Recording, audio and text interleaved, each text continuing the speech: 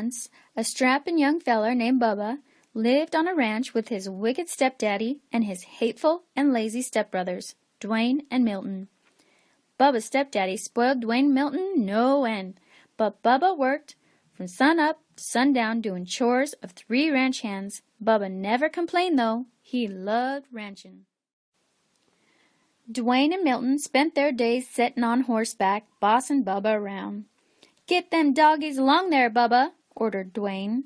"Yeah, and watch out for them cow patties," added Milton. "You know how Daddy hates for you to track up the house." Now, Miss Lorene, who lived down the road a piece, was the purtiest and richest gal in the county. She owned the biggest spread west of the Brazos, and she loved ranching too. But it was lonesome work, and after a while she decided it was time for some companionship. "I aim to find myself a feller," she said, "one who loves ranching as much as I do, and it wouldn't hurt if he was cute as a cow's ear either." Miss Lorene decided to throw a ball. She sent invitations to all the ranchers in Texas. Soon the day of the ball arrived. Milton and Dwayne spent all day getting gussied up in their finest studs. Bubba ran hisself ragged waiting on them. "Bubba," shouted Dwayne, "fetch my bolo tie." "Bubba," shouted Milton, "get my boots polished." "Bubba," shouted his wicked stepdaddy, "brush them horses and wash that wagon." By the time Dwayne and Milton and their wicked daddy were ready to go, Bubba was exhausted. Still, as they climbed into the wagon, Bubba asked, "Can't you wait for me to get ready? I want to dance with Miss Lorene, too." Dwayne and Milton and their wicked daddy hooted and hollered. "Why, you're sorrier than a steer in a stockyard," said Dwayne. "Can you imagine Miss Lorene dancing with the likes of you?" said Milton. "Miss Lorene wouldn't even wipe the dirt clods off her boots with the raggedy shirt of yours, and you smell more like the cattle than the cattle do." Bubba took a look at himself. It was true. He didn't have a decent shirt to wear. His boots were downright disgraceful, and he did smell a bit rough. Milton and Dwayne were right. Miss Lorene wouldn't dance with the likes of him. Bubba hung his head. He felt lower than a rattlesnake in a gully. Milton and Dwayne and their wicked daddy went on off to the ball. Bubba mounted his horse and headed for the pasture to check on the herd. The sky was getting darker than a black bowl at midnight. It looked like a Texas thunderstorm was brewing. Bubba had just arrived at the cow pasture when a bolt of lightning struck, knocking him off his horse. Bubba was stunned for a moment, but when he picked himself up, he heard a voice.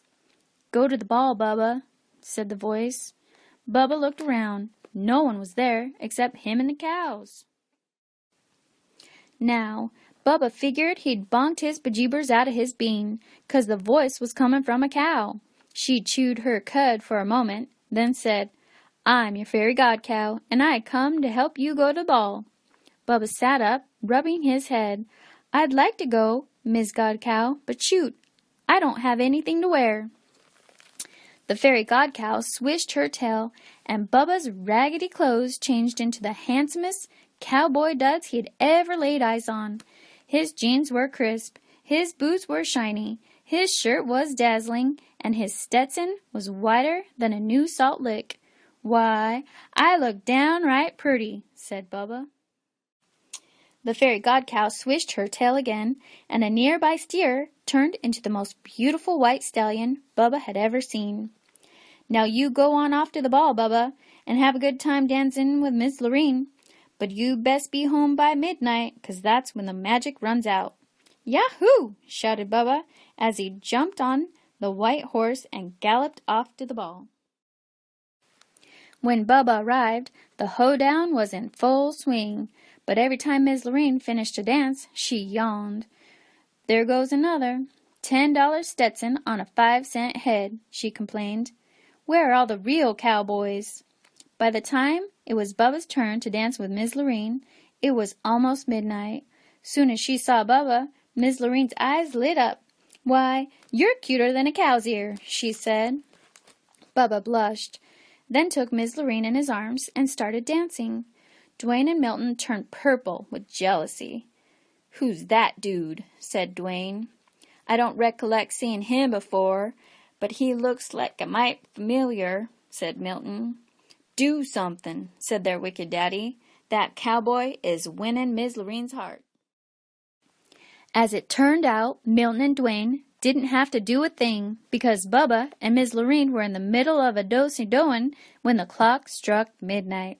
Suddenly, Bubba's fine duds turned into dirty rags he usually wore around the ranch. He looked sorry, and he smelled worse. "What is that awful smell?" asked Milton. "Why, that's Bubba!" shouted Dwayne. Bubba turned 14 shades of red, apologized to Miss Lorene, and ran out of the room.